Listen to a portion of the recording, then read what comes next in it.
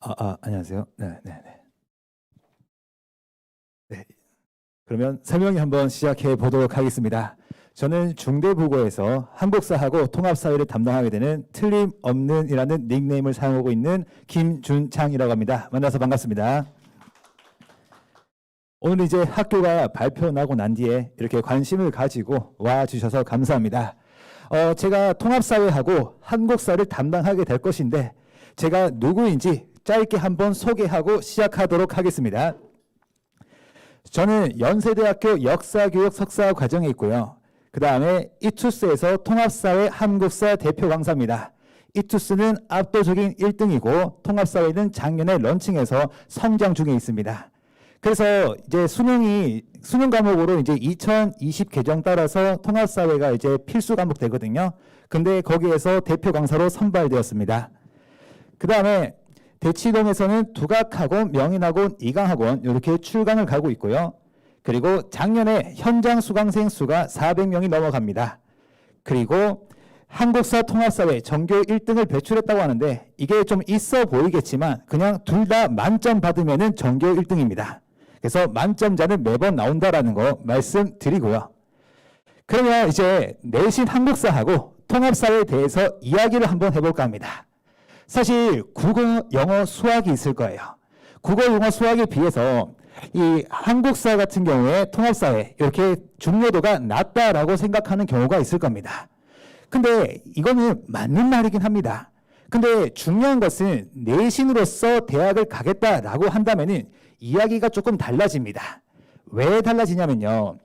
이 중대부고 과목별 운영단이라고 해서 학교 홈페이지에 있습니다. 그래서 수업 시수가 있고 실제 운영 시수가 있는데 이 운영 시수를 보면은 국어, 수학, 영어 전부 다 8입니다. 그렇죠? 그리고 과학은 6이에요. 근데 제가 담당하고 있는 과목 통합사회와 한국사회 보면은 더했을 때 12단위입니다. 결국에는 성적 비중에 있어서 절대로 간과해서는 안 되는 부분이 이제 이 통합사회와 한국사회에 대한 부분이 될 겁니다. 그리고 두 번째로 이제 의문이 들 수 있는 부분이 있습니다. 굳이 학원을 다녀야 될까라는 부분이 있을 거예요. 저도 이러한 부분에 있어서 솔직한 말씀을 드리고 싶은 것이 있습니다. 만약에 내가 스스로 잘 복습도 하고 학교에서 배운 것을 철저하게 하고 그리고 학교 홈페이지에 있는 기출문제를 다운받아서 내가 스스로 다 챙길 수 있겠다. 그러면은 학원 다닐 필요 없습니다. 근데 우리가 생각해 봐야 될 부분이 있습니다. 그 부분이 하루는 24시간이라고 해서 모두에게 동일할 겁니다. 그리고 고등학교 1학년 처음 진학할 때 우리 마음을 한번 생각해 보면은 우리 아이들 나는 중학교 때는 잘했습니다. 그는 더 잘하고 싶을 것이고 중학교 때 조금 못했습니다. 근데 고등학교 때는 더 열심히 해가지고 한번 역전 한번 해보고 싶을 겁니다. 그러기 위해서는 다른 친구들보다 24시간을 효율적으로 써야 될 겁니다. 근데 처음에 3월 달에 공통적으로 나타나는 현상이 뭐냐? 학교에서 배우는 내용 일단 적습니다. 그래서 복습도 잘 돼요. 근데 시간이 지나면서 진도가 많이 나가게 될 것이고 그 안에서 전략적으로 이렇게 플랜을 짜서 공부하는 게 조금 어려워질 수가 있습니다. 그래서 다른 과목 학원도 다녀야 될 것이고 보통 국어, 영어, 수학 같은 경우에는 일주일에 2번 정도 갈 것이고 클리닉이라고 해서 또 가야 됩니다. 학교 마치면 전부 다 학원에 가야 되는데 이 남는 시간 동안 우리가 효율적으로 공부하기 위해서는 이제 전략적인 공부 방법이 필요합니다. 그래서 혹시 스스로 하기가 좀 어렵다든지 아니면 좀 전문가의 도움을 받아서 최단 시간 최고 효율을 내고 싶으면은 선택의 영역이다라는 것이 제가 드리고 싶은 말씀입니다. 그러면 중대부고의 한국사 출제 경향에 대해서 몇 가지 말씀드리겠습니다. 일단 교과서는 금성출판사를 쓰고 있습니다. 그리고 시험 난이도는 중에서 중하라고 하는데 사실 잘하는 친구들은 웬만하면 고득점 나옵니다. 그리고 만점이냐 아니냐의 싸움으로 들어가게 돼 있을 거예요. 근데 제가 여기 중이라고 했던 이유는 특히 학생들이 어려워하는 문제들이 있습니다. 그 유형들을 제가 이번에 자료에 조금 넣어왔습니다. 그래서 1학기 중간고사 범위는 작년 기준으로 이제 주제가 16가지라고 해서 조선의 대외관계와 양난의 발발까지였습니다. 이렇게 범위가 될 것이고, 그러면 이제 중대국어만의 한국사 시험 출제 포인트에 대해서 조금 잡아드릴게요. 출제 포인트. 그래서 첫 번째가 단원 통합형 문제입니다. 우리 중학교 때는 외울 양도 적고 실제로 문제 풀 때 외우기만 하면 풀 수가 있습니다. 근데 이제는 단원을 통합해가지고 정치사에 나오는 내용과 사회사에 나오는 내용을 연결해서 기억할 수 있어야지만 풀 수 있는 문제가 있을 겁니다. 그래서 이게 작년에 1학기 중간고사에 나왔던 문제인데요. 보시면은 제가 페이지를 조금 밝혀보았습니다. 여기 4번 선택지에 해당하는 것이 정치사에 나오는 내용입니다. 교과서 문장. 그리고 나머지 4가지 같은 경우에는 사회사에 나오는 내용이에요. 이처럼 우리가 학생들이 교과서를 순서대로 공부하게 될 것인데 뒷단원하고 연결이 되지 않으면 이제 어려워하는 문제, 실제로 오답률이 높았던 문제였습니다. 그렇죠? 그래서 이렇게 단원별 통합형 문제가 있고, 그리고 두 번째로 우리가 봐야 될 것은 이런 겁니다. 시대 통합형 문제. 이런 거에서 좀 약하거든요. 이 시대 통합형이 뭐냐면은 고려 말부터 조선 전기까지라고 해서 고려 시대에서 배웠던 내용이 있을 겁니다. 그리고 뒷부분에 조선 시대 내용이 있을 거예요. 이거를 갖다가 순서대로 나열할 수 있는지를 물어볼 거예요. 이게 어려운 이유는 한 가지입니다. 교과서 페이지들이 달라요. 이걸 다루는 페이지들이 다 다르기 때문에 이것을 갖다가 우리가 연결해야지만 문제를 풀 수 있을 겁니다. 그래서 선생님 저는 조선을 잘합니다. 고려를 잘합니다. 이래서는 풀 수가 없습니다. 그래서 이러한 포인트들이 있을 때는 이제 우리가 연결해서 한번 정리할 필요가 있을 겁니다.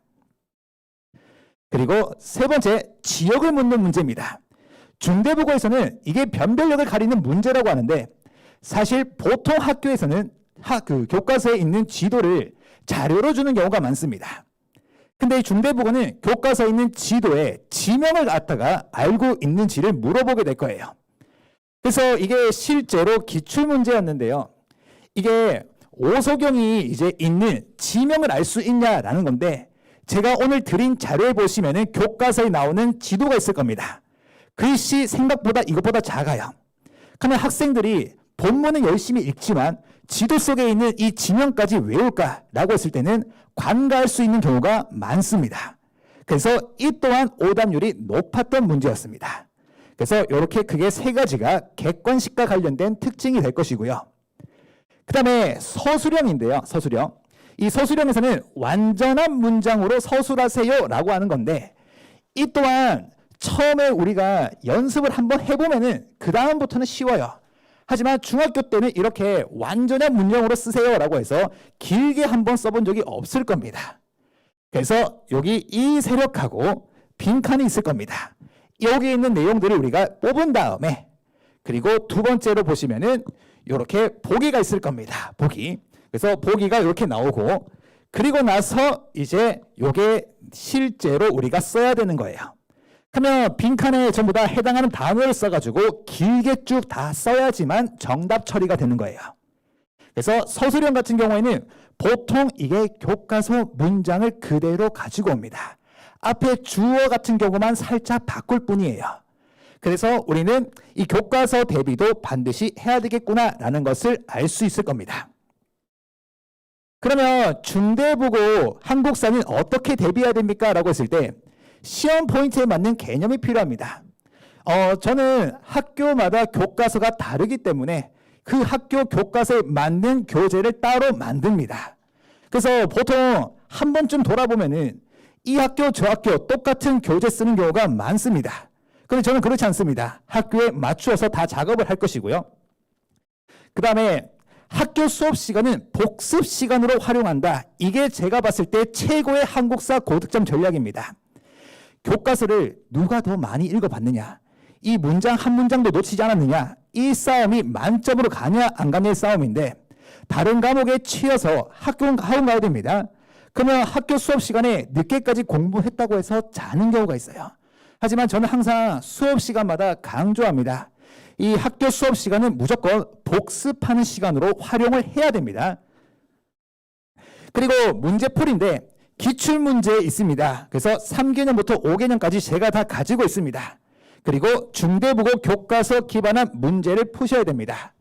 제가 당부드리고 싶은 것은 비효율적 학습에 대해서 보여드리고 싶은 건데 사실 제가 자료를 많이 주는 것처럼 보이게 하려면 딱 한 가지입니다. 교과서 다 무시하고 가지고 있는 한국사 문제 종합해서 막 주면 됩니다. 근데 이거는 우리 학생들한테 도움 안 됩니다.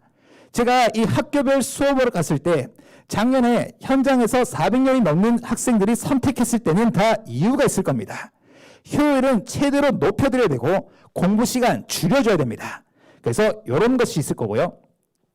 그리고 이제 사회에 대해서 이야기 한번 해보겠습니다. 일단 교과서는 지학사인데 중대국어는 학교 프린트를 조금 잘 봐야 됩니다. 지학사가 실제로 다른 통합사의 교과서에 비해서 내용이 빈약합니다. 근데 기출문제 보면은 교과서에 없는데 라고 생각 드는 것이 있을 건데 그것은 학교 프린트입니다. 매년 학교 프린트가 조금씩 다릅니다. 그래서 스스로 공부하더라도요. 전에 나왔던 기출문제가 안 풀리는 경우가 있어요. 그 이유는 그 해에만 나왔던 프린트 내용이고요. 올해에도 어떠한 프린트가 나올지 받아본 다음에 분석을 해서 제가 아이들에게 전달을 할 겁니다. 그 다음에 시험 난이도는 중이라고 하는데 이 또한 잘하는 친구는 잘할 건데 까다로운 문제들이 조금 있습니다. 시험 범위는 대단원 1에서 2가 작년 범위고요. 2022년에는 1단원부터 3단원 일부, 그 다음에 2021년에도 1단원부터 3단원 일부였습니다. 올해 같은 경우에도 1, 2단원에서 아마 끝날 가능성이 높다 이렇게 사료됩니다. 자, 그러면 중대국어만의 통합사회 문제 특징을 보여줄 건데 쉬운 거 그냥 넘어갈 겁니다. 제가 가지고 온 것은 변별력입니다. 누가 만점을 받을 수 있을까라고 했을 때 이런 걸 잘해야 됩니다. 그래서 바로 자료 해석 능력을 요구하는 문제입니다. 통합사회에 대해서 많은 질문을 받았습니다. 통합사회 암기 과목이 맞습니까? 네, 맞아요. 일부는 맞습니다. 하지만 학생들이 교과서 다 외웠고 프린트 다 외웠는데 막상 문제 풀면 점수가 안 나옵니다. 제가 매년 데이터를 조사를 하는데 1학년 1학기 중간고사를 봤을 때 어떠한 경우가 많냐면 국영수 1등급 나옵니다. 근데 통합사회 4등급 뜨는 친구들이 생각보다 많아요. 그러한 친구들은 왜 그런가? 공부를 못해서요? 아닙니다. 이렇게 자료 해석 능력을 요구하는 문제에 대해서 많이 경험해보지 못했기 때문이에요. 그래서 한번 보시면은 여기 이제 문제가 여기 길게 있습니다. 결국에는 우리는 이런 것들을 해석해야 되는데 해당 이 자료를 본 다음에요. 그 다음에 보기에 있는 내용의 옳고 그름을 판단해야 됩니다. 학생들이 많이 헷갈릴 만한 것들이 있습니다. 여기 보면은 이런 식으로 낼 거예요. 2016년에는 2.1이고 이온이 그 다음에 2017도 2.1입니다. 그러면 보통 선택지에 뭐라고 물어볼 거냐? 2016년하고 2017년에 이혼한 사람의 숫자는 동일하다 이런 식으로 물어볼 거예요. 오케이? 하지만 우리가 정확한 전체 인구에 대한 데이터가 없기 때문에 판단할 수가 없는 거예요. 근데 학생들은 보고 하는데 숫자 같으니까 같겠지 이런 식으로 이제 많이 함정에 빠집니다. 그래서 이렇게 데이터를 바라볼 때 비율하고 사람 숫자는 다르다든지 아니면은 여기 정확한 명수가 없으면은 숫자 파악이 불가능하다든지 이러한 포인트들은 우리가 잡아야 됩니다. 그래서 이제 문제가 이렇게 나올 것이고요. 그다음에 또 다른 거 보여드릴게요. 자료 해석 능력을 요구하는 문제가 많이 나와요. 이런 겁니다. 보시면은 표가 또 있습니다. 표가 또 있어요. 그래서 1인당 GDP라고 해서 이렇게 있을 거고요. X년도 X 플러스 10, X 플러스 20입니다. 요걸 바탕으로 이제 보기에서 물어보는 거예요. 어떤 걸 물어볼 것입니까? 라고 했을 때 여기 있네요. 보시면은 여기 보면 누가 봐도 틀린 것이 이제 저랑 연습을 하면 바로 보일 건데 도시 인구가 농촌 인구보다 많다라고 하는데 도시와 농촌에 대한 전체 인구가 없으면은 이거는 판단 불가능입니다. 이런 게 자료 해석 능력을 요구할 때 시험 포인트가 될 것이고 이런 것들을 중점적으로 연습하지 않을 경우에 시험장에 가잖아요. 왜 답이 없지? 하면서 흔들립니다. 앞에서 흔들려 버리면 뒤에까지 집중이 안 되면서 성적 떨어집니다. 그래서 4등급 나오는 게 남의 이야기가 아닙니다. 그래서 이런 것들을 이제 우리가 중점적으로 연습을 해야 되겠다라는 겁니다. 그 다음에 두 번째, 교과서 문장을 활용한 문제라고 하는데 이런 것들은 이제 보통 서술형에서 나올 겁니다. 서술형. 그래서 교과서에 나오는 내용을 바탕으로 제가 교재를 만들 거기 때문에 큰 상관은 없을 것이다 라는 거고, 단 제가 넘어간 것 중에 나눠드린 자료에는 있는 내용이 있어요. 학교 프린트와 관련된 내용인데, 학교 프린트는 어떠한 내용을 다룹니까? 라고 했을 때 제가 5종 교과서거든요. 통합사회가. 그래서 5종 교과서에 대해서 전부 다 분석되어 있습니다. 왜냐하면 제가 이 학교뿐만 아니라 여러 개의 학교를 하기 때문이에요. 그러면 제가 이 자료를 봤을 때 이 자료는 어디서 나왔을까라고 했을 때 교과서 출판사들이 다 있습니다. 그래서 이 통합사회만큼은 제가 좀 다르게 이야기 드리고 싶은 게, 한국사는 교과서 출판사에 맞는 것만 해야 됩니다. 교과서마다 서술 다릅니다. 그래서 남의 교과서 거 했다가는 전혀 도움 안 되고 우리 아이 비효율적으로 공부합니다. 그러나 이 통합사회만큼은 제가 기출문제에 기반을 해가지고 중대국어만의 시험 출제 포인트가 있을 겁니다. 그리고 그 자료로서, 다른 교과서에 있는 자료로서 나오는 예상 문제가 있을 건데, 이것은 제가 많이 제공해서 풀어볼 겁니다. 왜냐하면 문제 푸는 연습이에요. 그래서 통합사회와 한국사는 이렇게 다를 수 있다는 거 말씀드립니다. 그러면 대비 방법은 어떻게 됩니까? 라고 했을 때 똑같습니다. 그래서 방금 말했듯이 기출문제는 기본적으로 다 풉니다. 다 풀 거고요. 교과서 기반한 문제 당연히 나갈 거고, 다른 교과서 문항 중에 기출과 유사한 유형의 문제는 제가 선별해서 드릴 겁니다. 그래서 통합사회 많이 연습하면은 생각보다 깨닫는 순간에는 틀리지 않을 겁니다. 그래서 이 학교 프린트가 다른 교과서를 바탕으로 제작되었다는 점 아까 전에 말씀드린 부분입니다. 그러면 제가 준비한 수업 자료는 어떻게 됩니까? 라고 했을 때 저는 실제로 많은 연구진들이 있습니다. 그 연구진들도 보지만 제가 수업하는 것은 직접 제가 다 봅니다. 그래서 교재를 만들 때는 어떻게 만드냐? 중대국어만을 위해서 자체 제작 교재가 있습니다. 교과서 기반으로 만들었습니다.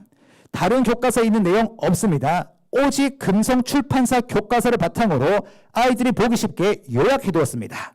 그리고 학교 기출문제가 우리가 문제풀이 하는 거예요. 그냥 시중에 있는 문제가 아니고 학교 기출문제로 문제풀이가 들어갈 거고요. 두 번째, 기출문제는 일단 기본적으로 3개년은 드릴 겁니다. 그리고 이것이 완벽하게 소화가 된다면 그 이상도 드립니다. 그리고 무제한으로 드린다는 건데, 기출은요 많이 풀수록 좋은 겁니다.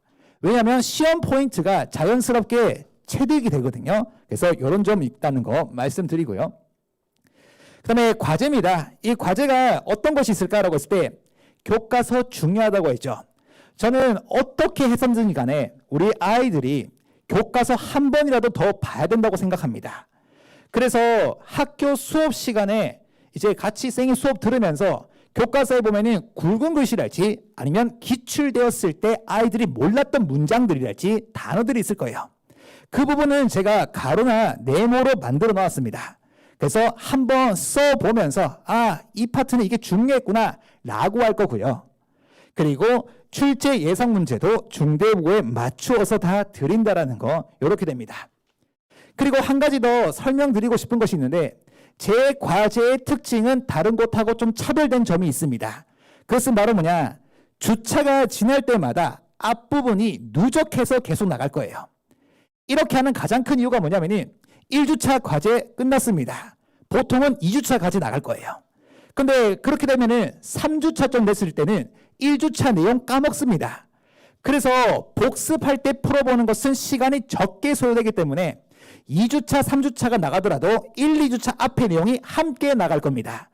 그래서 조금이라도 이제 잊지 않고 머릿속에 남겨두기 위해서 그렇게 과제를 제공한다는 점 말씀드립니다.